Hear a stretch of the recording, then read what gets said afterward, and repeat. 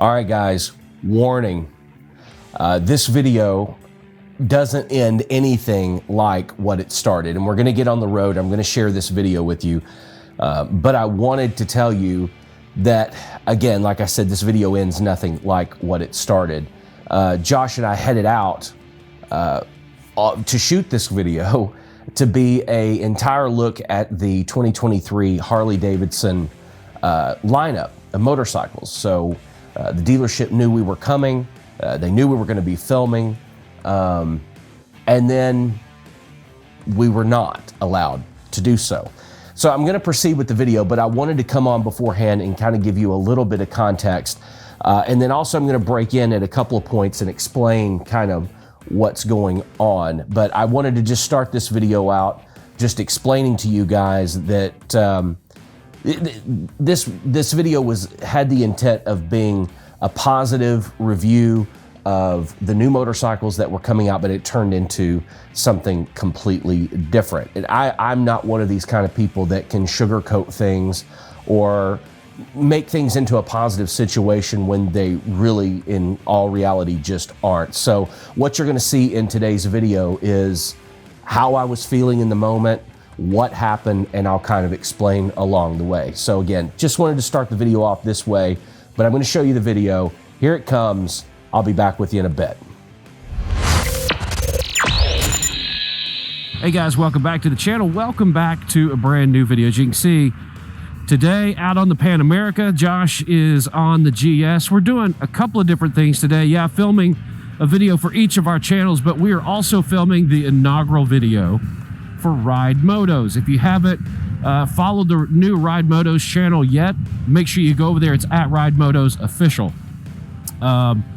But one of the things we're doing today is we are riding out to Huntington Beach, Harley Davidson. We are going to check out at this event today all of the 2023 Harley Davidson lineup for 2023. So we're going to see everything. Hopefully, we've been told that pretty much everything is going to be there. So we're going to roll out to this event. And like I said, shoot for both of our channels, but then also we're shooting the inaugural video for the Ride Motos channel, which also we're going to kind of use as a pilot to pitch to a couple of different networks for a television show. That's what I do for a living, so I thought, why not join my passion, but also, you know, what I do for a living and create a really cool motorcycle show. Kind of what I want to go for is Top Gear for motorcycles, if you will. So that's going to be a lot of fun. So enjoy it. Come along with us today as we check out all the new 2023 Harley Davidsons. We're going to be talking about, you know, some of the good things about Harley Davidson, some of the bad things about Harley Davidson, especially some of the things that I've learned from you guys down in the comments about what you're thinking, plus some of the experiences that I've had lately. And look, I've made no bones about it. I've had major issues with my Pan America. I've had major issues with my Street Glide. And, you know, what does that mean moving forward, especially with new year models coming out? You know, Harley Davidson, the price keeps going up and up and up. And it's, you know, I think that there's only one CVO this year, and it's $50,000, $52,000, and that's not even out the door. You've got tags, title, license on top of that. Then also you're going to have gap insurance. You're going to have, you know, anything extra that you want to add to the bike. You're going to have insurance, all of that, plus the ESP, the extended service plan. If you're going to spend $52,000 on a bike, you're certainly going to want to protect it. So the price keeps going up and up. And even what I've noticed in the comment section is a lot of you guys are unhappy with a lot of the experiences that you're having at different Harley Davidson dealerships across the country. It seems like they're, you know, highly motivated to sell the motorcycle, but when it comes to customer service and service after the purchase, a lot of these dealerships are just, you know, not doing their customers right. And I think that is a significant issue if you're a corporation that has continued to raise your prices every single year. Does the brand equity of owning a Harley Davidson mean what it used to mean? when you think about all these other things that we're talking about for service and price, the lifestyle, it used to be 25 years ago, most people bought into Harley Davidson for the lifestyle. Well, now, is that even really a big deal anymore? Is that a deal breaker? Are you buying a Harley Davidson because of the brand? Are you buying a Harley Davidson because of the supposed quality? Are you buying to be a part of some sort of community? Because quite honestly, that's not as big of a deal as it used to be anymore. And you can be a part of the motorcycle community no matter what motorcycle you ride. So all those things we're going to be discussing in today's video. We're going to be showing you and bringing you up close looks at all of the new 2023 Harley Davidsons, plus a whole lot more. So don't forget, if you haven't already, make sure you're subscribed to the channel. Click the link down in the description below if you want to check out the Ride Motos channel. But here on this channel, make sure you're subscribed. Click the subscription button, click the bell so that you're notified every time I upload a new video. And it tells YouTube and their algorithm that you somewhat maybe kind of like the content. So it goes a long way and it helps. So we're going to head down to Huntington Beach, Harley Davidson, check out these new 2023s and a whole lot more. It's good to have you here. Let's roll.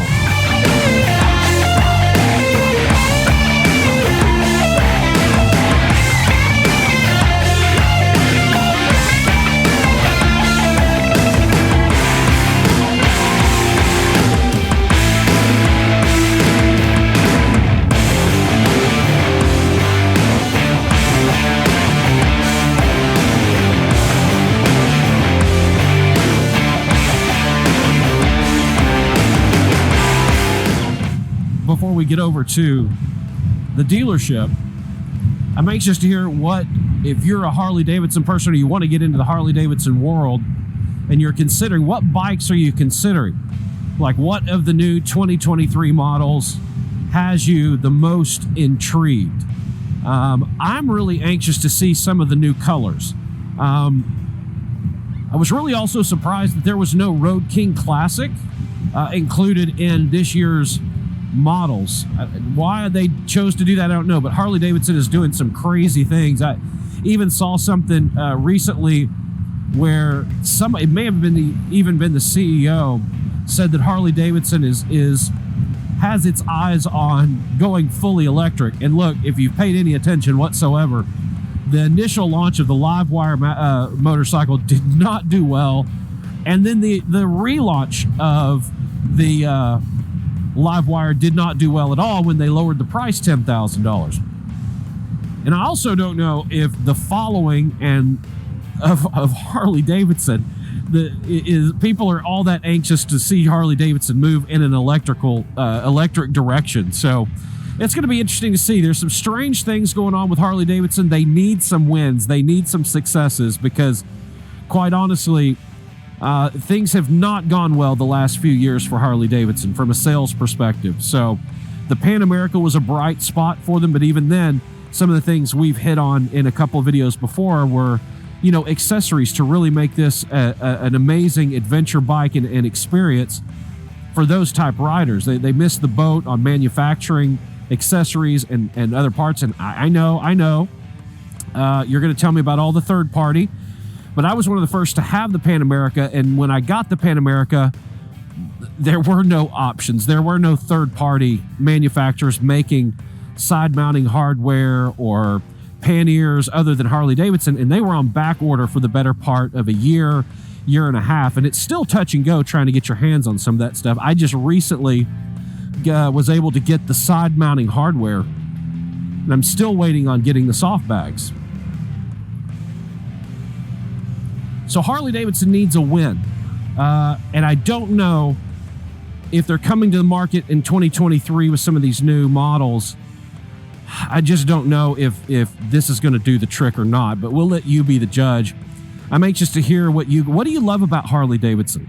Is it the motorcycle itself? Is it the allure, the attraction, the sense of community? What is it about Harley Davidson specific that keeps people coming back time after time after time, even though they're riddled with problems? Like I've said, I would have never thought in a million years that I would be able to say that the most reliable bike in my garage over the last 6 months has been my Ducati V4S.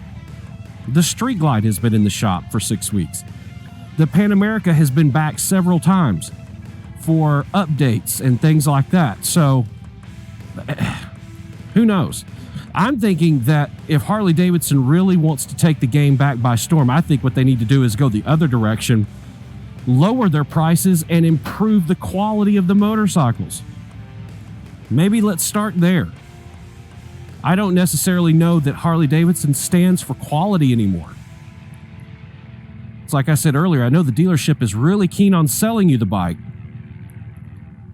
But what about service after the sale? And I think that's an important thing to keep in mind. So we're almost to the dealership. We'll take a look, see what you guys think. Harley Davidson events are always fun. It's always that community thing, I think, is the most powerful thing. Whether you're into sport bikes, adventure bikes, baggers, cruisers, it's the community of the biker community, the motorcycle community, that I think always has people coming back. And if I were a betting man, I would bet more on the fact that more people tend to come to Harley Davidson or stay with Harley Davidson because of the community, not so much the motorcycles. So we'll kind of have that theme running out throughout today's video, and I'm anxious and excited to take a look at what these new colors look like, what the new models look like, what they're offering, and we'll get a chance to take a look at all of it here today. I swear the license plates and the theme for California should be constantly under construction.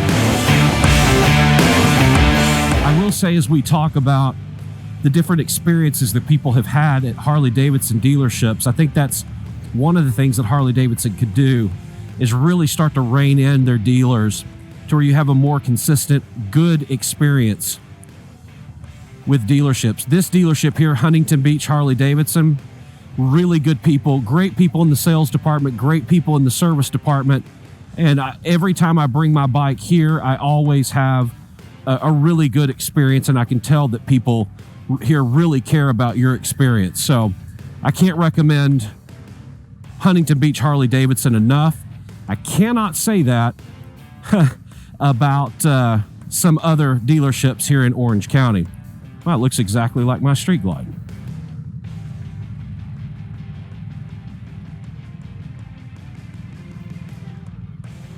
All right, we're here. Let's take a look.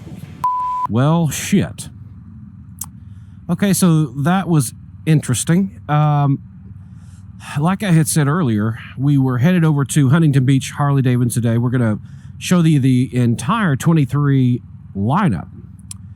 We get over to Huntington Beach Harley Davidson, and we start to film, and then we're told to stop filming, like no more filming.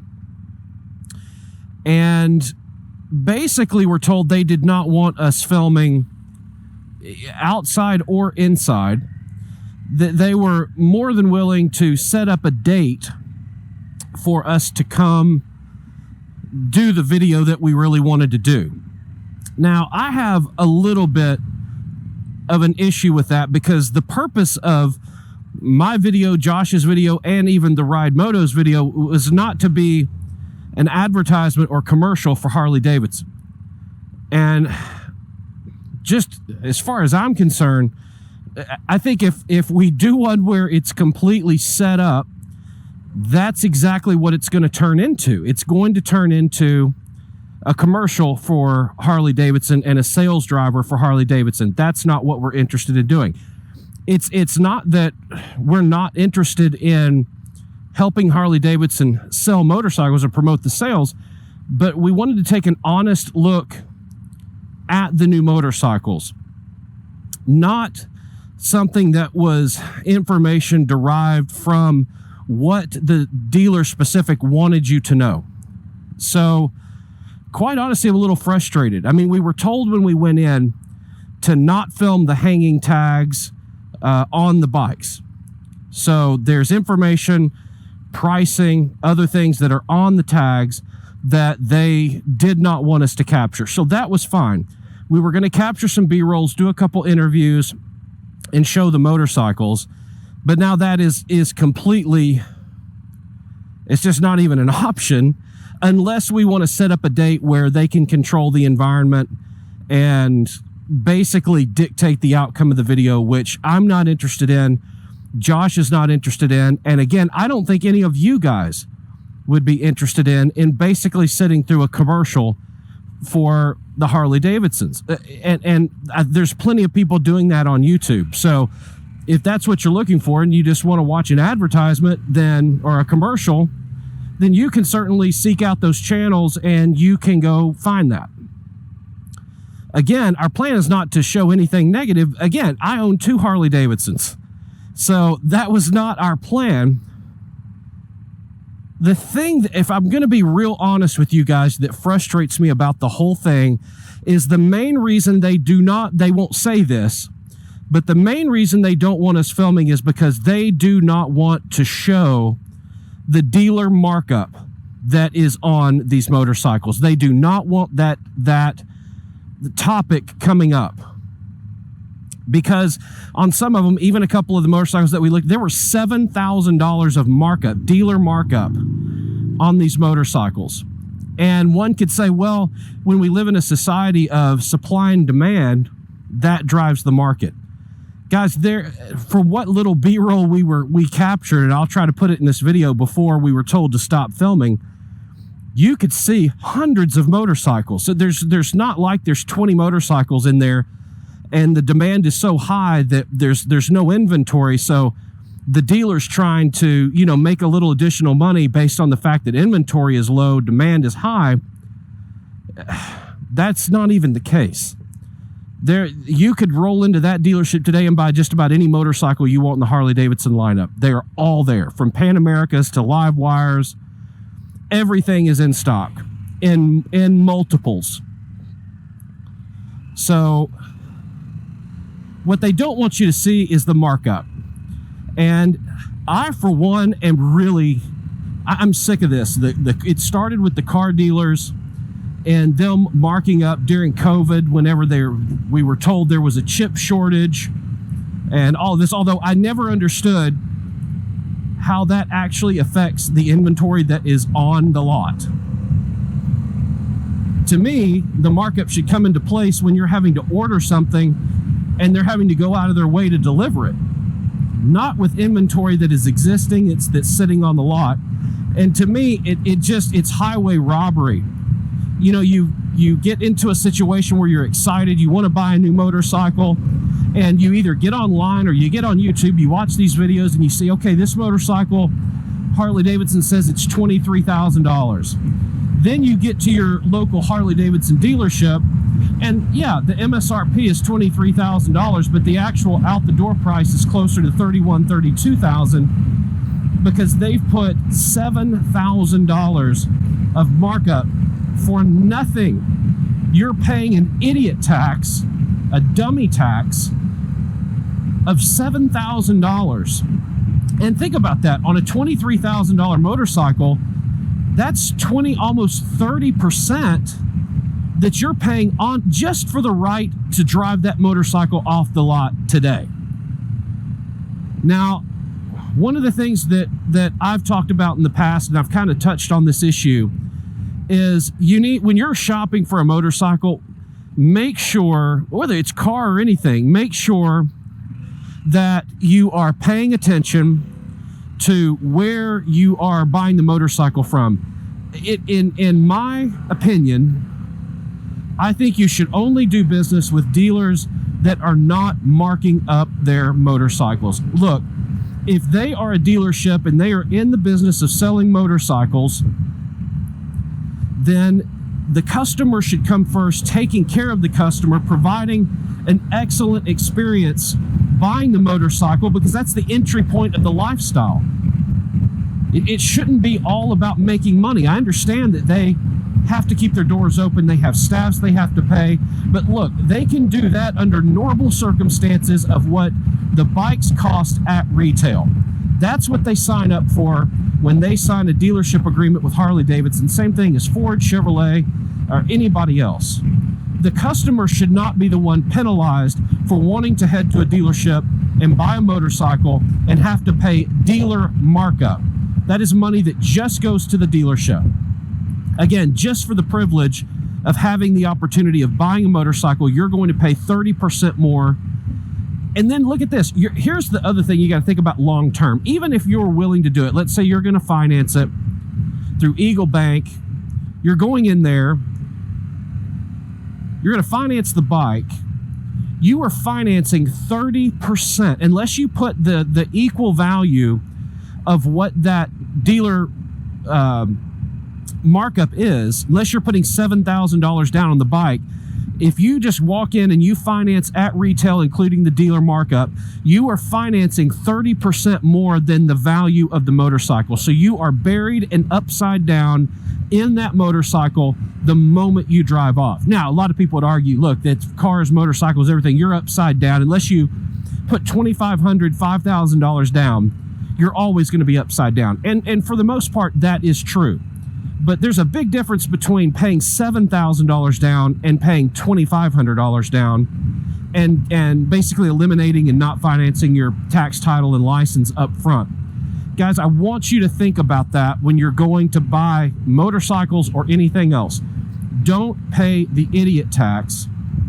Do not pay $7,000 and finance $7,000 over the value of your motorcycle.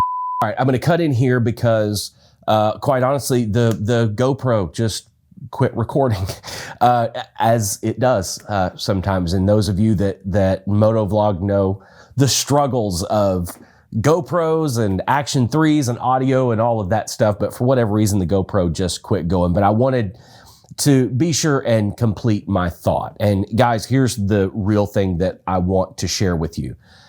It is ridiculous. Car dealers, motorcycle dealers, furniture, any of these people that are marking up MSRP. Like I was saying in the video, when it comes to especially motorcycles in this community, it's supposed to be about a brotherhood. It's supposed to be about passion. It's supposed to be about fun.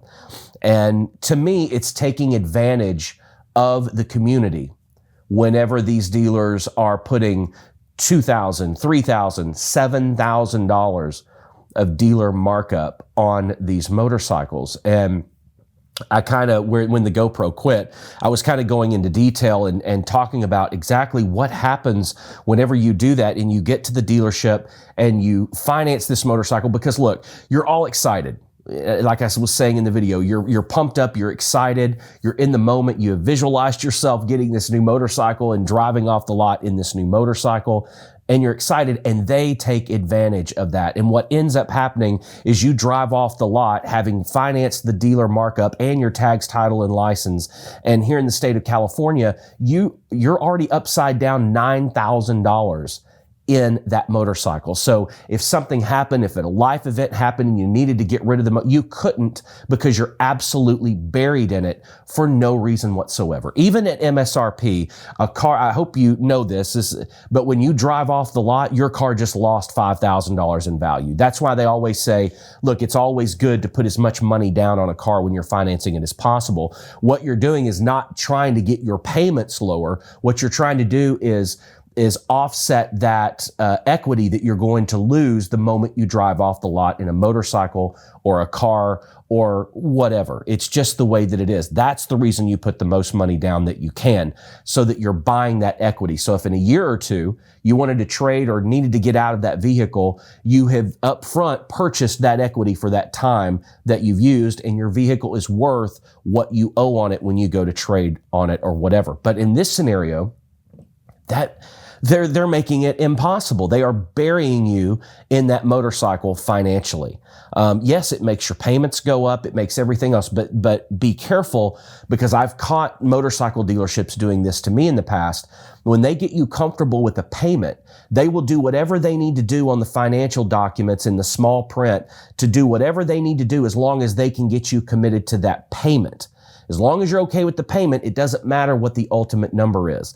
And we've talked about this in videos before, but it bears repeating that the important thing is, yes, your monthly payment. You want to make sure you're not buying something that you can't afford, but also that you're not burying yourself in that. And what is the bike costing you? What is the car costing? What is the ultimate end price that if you had to pay it off or get rid of it, how much do you owe total on that item, whether it's a motorcycle or a car? So again, like I'm saying, buyer beware, because at $7,000, which was on some of those motorcycles that we looked at, $7,000 worth of dealer markup, you are immediately, the minute you buy that bike, it is worth $7,000 to $9,000 less than as you set on it and you drive off the lot. And you can't come out from underneath that. The only way to do that is to pay the dealer markup and your tags, title, and license, pay that down on the motorcycle. And even then you're upside down when you drive off, because the motorcycle's not worth. If you bought the motorcycle and 60, 90 days later you put, 300, 400 miles on it and you went to trade it in, that motorcycle is still going to be less, $3,000, $3,500, sometimes $4,000, sometimes more. It's going to be worth less than what you paid for it. So don't add on to that number. Again, I didn't want this video to turn out to where it was a negative thing, but I think this is something that is very, very important for you guys to understand and learn. Don't get caught up in the hype and the excitement of getting a new bike. Make sure you get the right deal for you.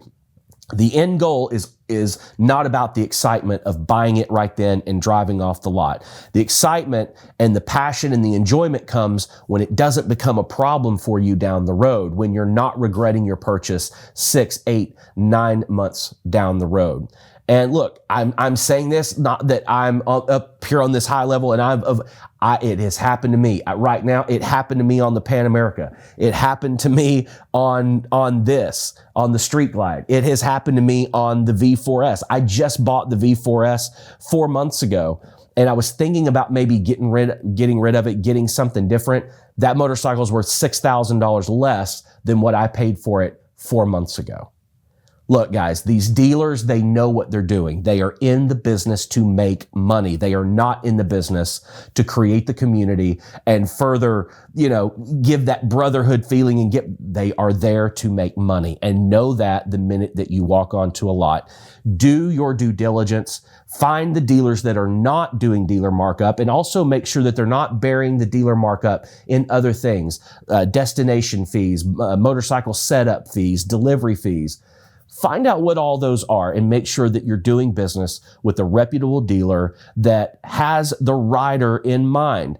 We have nothing against the dealerships making money, okay? Nothing at all. But trust me, their system, the way they are with the dealer, with whatever manufacturer it is that they are working with, those systems are set up to where the dealers make money. They also make money on the accessories and the service department and the merchandise and everything else, okay? Your dealer is going to be just fine if you don't pay the dealer markup, okay? So anyway, like I said, this video started completely different than it ended, but I always want to be honest with you guys and what happens and bring this stuff to the forefront, because I want to grow the community and I want to see more people out on motorcycles, and I want to see people enjoying the lifestyle and becoming and being an active member of this community. And the way that we do that is to treat each other the right way. If we're truly a brotherhood, then we ought to treat people like brothers and sisters.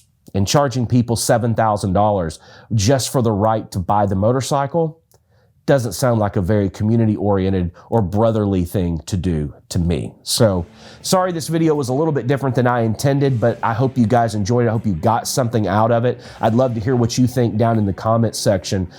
Put your comments, positive, negative, what experiences have you had? And we'll kind of go from there. Guys, don't forget, if you enjoyed this video, be sure to go back, watch other videos on the channel, and subscribe. Hit that little button, subscribe to the channel. Make sure you hit the bell so that you get notified anytime I upload a new video. And I will see you in the next video. Till then, stay safe. See you soon.